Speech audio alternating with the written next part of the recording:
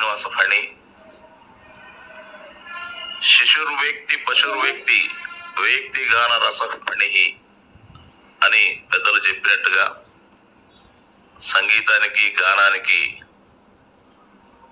పసిపిల్లలు పరవశిస్తారు, పశువులు ఆనందిస్తాయి, నాగుపాములు సైతం నాట్యం చేస్తాయి. ఆ శక్తి గానానికే ఉంది. ఇప్పుడు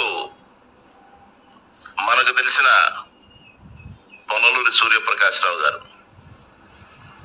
వారు పుట్టింది 1944 సంవత్సరం.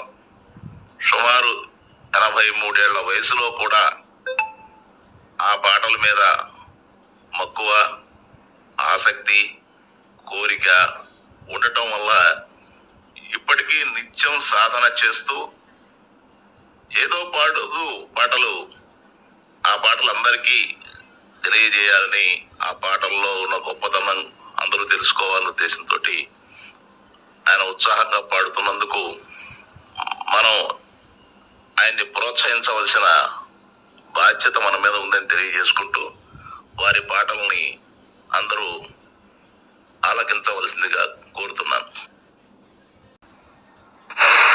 ఇంతకు పూని వచ్చి వచింపకపోదునే